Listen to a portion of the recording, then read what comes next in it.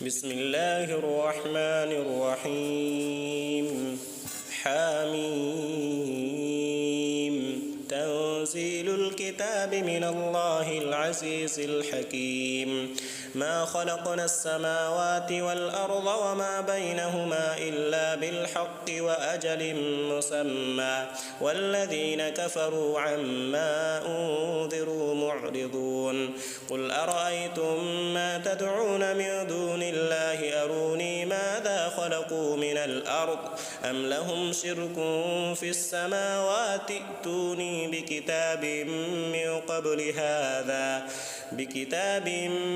قبل هذا أو أثارة من علم إن كنتم صادقين. ومن أضل ممن يدعو من دون الله من لا يستجيب له إلى يوم القيامة وهم عن دعائهم غافلون.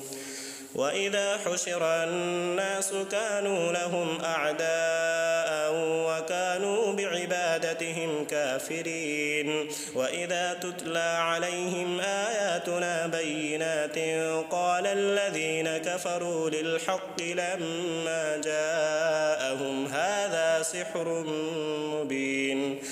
أم يقولون افتراه قل إن افتريته فلا تملكون لي من الله شيئا هو أعلم بما تفيضون فيه كفى به شهيدا بيني وبينكم وهو الغفور الرحيم. قل ما كنت بدعا من الرسل وما أدري ما يفعل بي ولا بكم إن أتبع إلا ما يوحى إلي وما أنا إلا نذير مبين. قل أرأيتم إن كان من عند الله وكفرتم به وشهد شاهد من بني إسرائيل على مثله فآمن واستكبرتم إن الله لا يهدي القوم الظالمين. وقال الذين كفروا للذين آمنوا لو كان خيرا ما سبقونا إليه وإذ لم يهتدوا به فسيقولون هذا إفك قديم. ومن قبله كتاب موسى إماما ورحمة وهذا كتاب مصدق لسانا عربيا لينذر الذين ظلموا وبشرى للمحسنين. إن الذين قالوا ربنا الله ثم استقاموا فلا خوف عليهم ولا هم يحزنون أولئك أصحاب الجنة خالدين فيها جزاء بما كانوا يعملون. ووصينا الإنسان بوالديه إحسانا حملته أمه كرها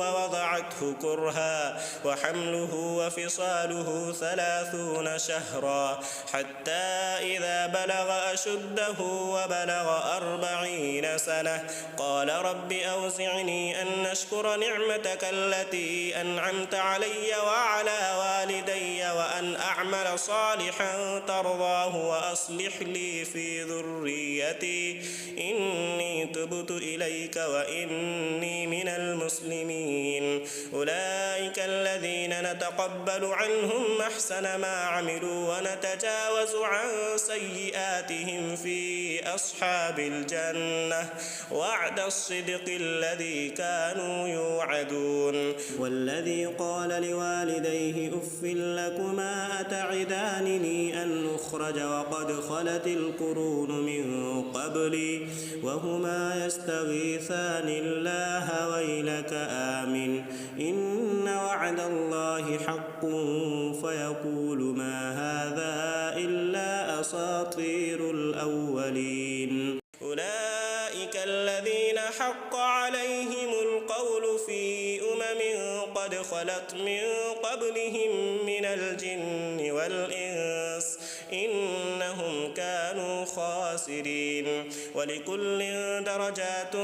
مما عملوا وليوفيهم أعمالهم وهم لا يظلمون. ويوم يعرض الذين كفروا على النار أذهبتم طيباتكم في حياتكم الدنيا واستمتعتم بها فاليوم تجزون عذاب الهون بما كنتم تستكبرون في الأرض بغير الحق وبما كنتم تفسقون واذكر أخا عاد إذ أنذر قومه بالأحقاف وقد خلت النذر من بين يديه ومن خلفه ألا تعبدوا إلا الله إني أخاف عليكم عذاب يوم عظيم قالوا وجئتنا لتأفكنا عن آلهتنا فأتنا بما تعدنا إن كنت من الصادقين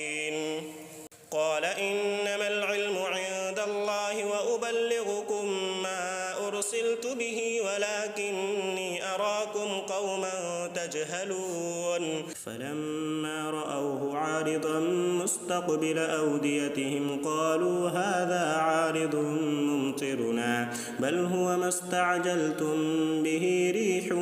فيها عذاب أليم تدمر كل شيء بأمر ربها فأصبحوا لا يرى إلا مساكنهم كذلك نجزي القوم المجرمين ولقد مكناهم في ماء